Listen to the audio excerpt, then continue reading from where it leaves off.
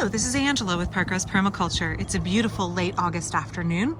I'm down here picking produce for dinner tonight. My 17-year-old Bee, do you want to say hi, Bee? Hi. Is helping. She's picking some squash blossoms that we're going to stuff with goat cheese from Briar Rose Croft and fry out in the skillet. Squash blossoms are one of my favorite late summer treats. I can pick the blossoms that will not have time to mature and the extra male blossoms, stuff them with cheese and herbs, and then batter and fry. Bee actually used a beer batter and fried them for all of us for dinner along with zucchini and onions. It was delicious. And while I was down here picking veggies, I thought let's also pick some fruit for dessert. So we have some grapes that are ready. And grapes. And also I noticed that a number of the physalis are starting to ripen. This is a great time to compare Physalis peruviana, the Inca berry, with ground cherries, because I know folks get them really confused. Bee, do you mind stepping over one little step? And I want to do a little size comparison for folks here. So it really hurts to pick these, y'all. I know.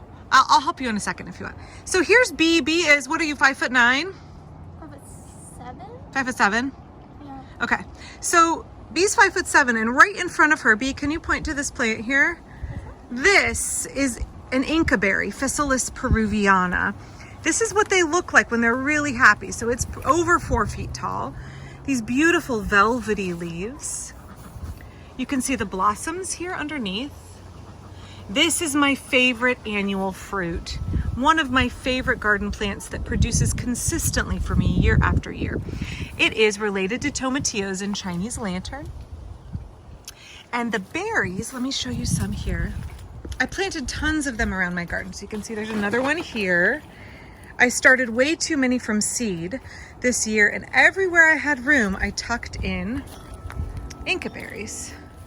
So there's one right here next to my Naked Bear pumpkins. You can see these are almost at the end of their life. This has actually set many pumpkins this year, a lot. So we're gonna have tons of pepitas. Inca berries right next to it. And down here, you can see at the bottom of the Inca berries, there's starting to be some ripe ones. So this is when they're not yet ripe, a little closer. And then when they're actually ripe, they turn brown and papery like this.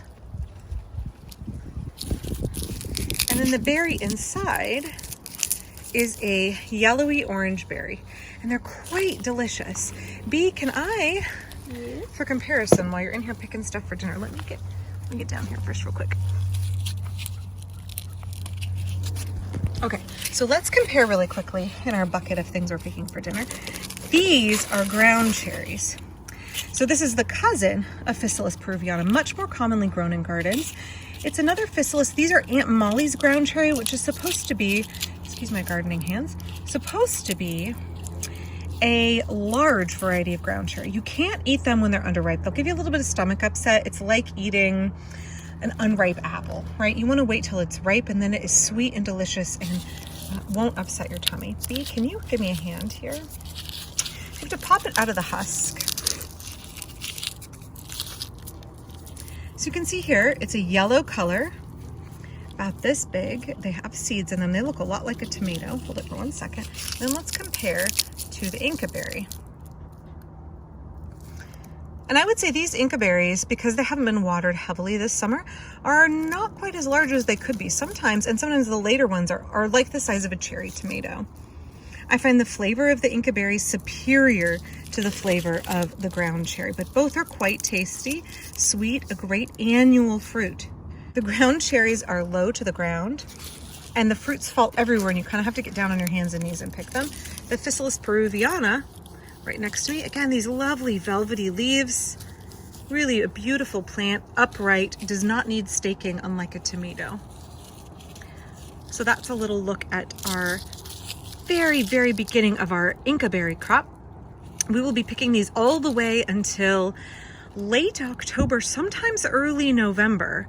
They're my husband's favorite. We enjoy them fresh. You can make jam with them. You can make any kind of chutney with them. They're very good in chutneys, but mostly just fresh eating, handfuls of them a day in the very late summer and early fall.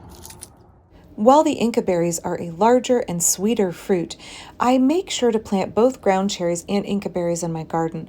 Not every spot has room for a large bush like this for growing Inca berries, and those ground cherries are great for tucking in underneath other plants. It's a much smaller plant, and while the berries are small, they produce prolifically. Those Inca berries are my absolute favorite, but both of these are important end of summer, early fall crops in my permaculture garden. Thank you for watching. Please be sure to click like and subscribe and check out my Patreon. Thank you to my new patrons, Jackie, Nancy, Ashley, Dee Marie, and Lillian. I appreciate your support.